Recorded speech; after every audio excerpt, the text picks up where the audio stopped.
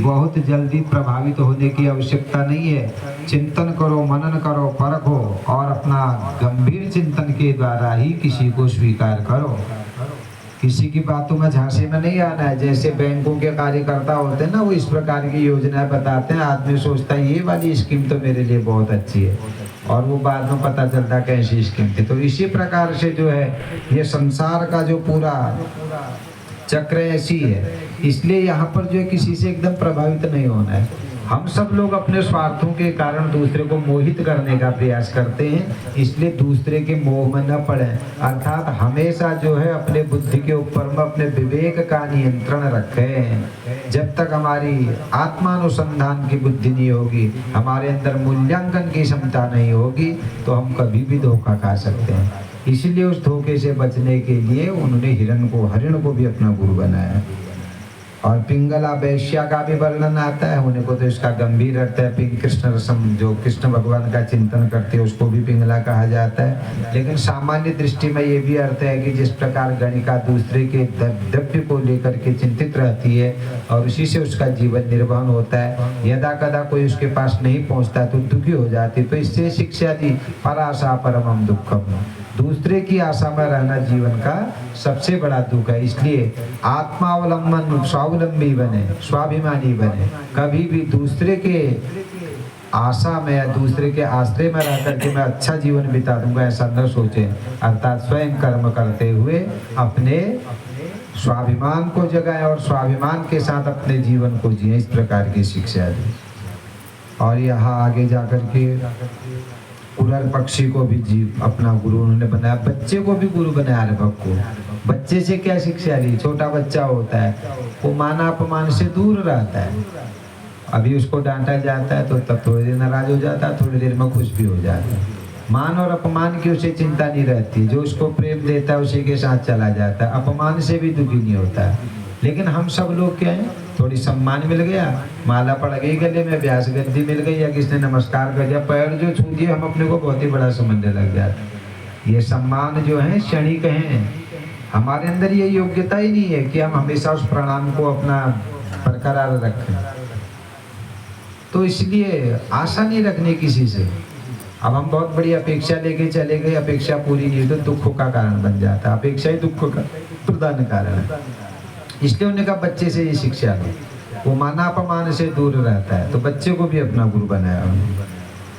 और इसी प्रकार से जो है एक कन्या की भी बात आती है। बालिका एकांत में जो रहने वाली कन्या है, बड़ी निर्धन कन्या है, उससे भी एकांतवास का क्या फल होता है शिक्षा ग्रहण करी। क्यों? एक बालिका है और जो है उसके घर में मेहमान आ गए, घर में धान भी नहीं थे चावल भोजन बनाने के लिए, और उस समय वो कुमारी कन्या जो है अपने मेहमानों का सम्मान कैसे करे, भोजन कैसे बनाए, तो ओखल में चले जाते हैं धान कूटने के लिए।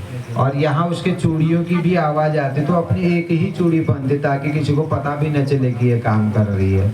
तो इस प्रकार से जो है कुमारी वो कंकड़, ऐसा वर्णन आता है। जिस प्रकार कुमारी ने अपने सम्मान को बनाए रखने के लिए चूड़ी अपना जो है अकेला उसको धारण किया, उसी प्रकार हमें भी एकांत में रहने का प्रयास करना चाहिए। और एकांत में ही चिंतन सबसे महत्वपूर्ण होता है। इस बात की शिक्षा दी।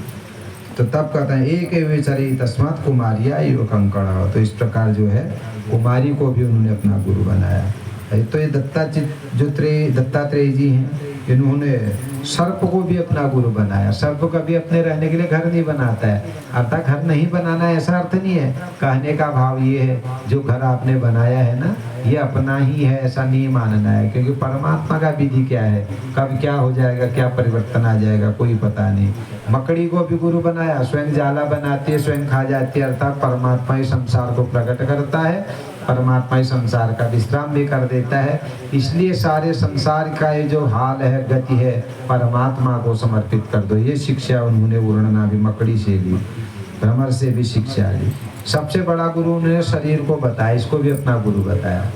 और वास्तव में ये बड़ा चिंतनीय विषय है। हम सब कथा सुन रहे हैं, सुना रहे हैं, पूजा पाठ सब कर रहे हैं, किससे कर रहे हैं? शरीर से कर रहे हैं। शरीर स्वस्थ नहीं होगा तो हम कुछ भी नहीं कर सकते। इसलिए सबसे पहले अपने शरीर को स्वस्थ बनाइए। जब हम बाहरी रूप से और आंतरिक रूप से, शारीरिक रूप से स्वस्थ होते हैं, तभी हम भगवान का भजन भी कर सकते हैं। शरीर में अस्वस्थता बीमारियां हैं तो कहाँ पूजा पाठ में ध्यान लगेगा, इसलिए शरीर को भी उन्होंने अपना गुरु मान रखा है। और ये भी बताया कि ये शरीर जो मिला है केवल सुख संपत्ति घर परिवार मकान बनाने के लिए नहीं, ये भगवत भक्ति के लिए भी मिला है। संसार का समस्त कार्य करते हुए हमें अपने आत्म तत्व का भी बोध करना चाहिए, इसलिए आत्म तत्व का बोध के लिए शरीर प्राप्त हुआ, ये उन्होंने शिक्षा दी। तो इस प्रकार मानव शरीर को भी महान बताया उन्होंने। तो राजा यदु को दत्तात्रेय जी ने सारे ज्ञान विज्ञान बताया। और यहाँ दत्तात्रेय के 24 गुरुओं का वर्णन राजा परीक्षित के समक्ष सुखदेव जी के द्वारा भी किया जा रहा है। सुखदेव बड़े प्रसन्न हैं। ये सारी जो सिद्धेश्वरों की कथा है और दत्तात्रेय के 24 गुरुओं की कथा, इन सबको उन्होंने श्रवण किया। और अब जो सज्जनों जैसे हम पारायण की अवस्था में हैं और अब हमारा भी यहाँ पर यज्ञ का विराम होने को है, इसी प्रकार जो उसको श्राप मिला था 7 दिन के अंदर तक्षक नाम का नाश ढक डालेगा, अब वो समय भी आने वाला है। और इधर वर्णन आता है कि भगवान ने जो कृष्णावतार लिया था, शिशुपाल कंसादि जरासंध आदि दैत्यों के उद्धार के लिए, भगवान ने सभी उद्धार उनके कर दिए। और भगवान के मन में भी अब विचार आया कि मतलब इस संसार को छोड़ करके चले जाना चाहिए। यहाँ वर्णन आता है कि द्वारिका में भी बड़े उत्पात होने लगे। यदुवंशी आपस में ही मदिरा पान करने लग गए, एक दूसरे से लड़ने लगे। भगवान ने उस समय यदुवंशियों से समझाने का प्रयास किया, लेकिन यदुवंशी समझने को तैयार नहीं। और तभी भगवान ने सोचा कि अब इस संसार को छोड़ करके ही चले जाना चाहिए। और ऐसा भी वर्णन आता कि ऋषिगण तपस्या कर रहे थे पिंडारक क्षेत्र में, और यहाँ जो भगवान की पत्नी जाम्बवती, उसका बेटा है सांब।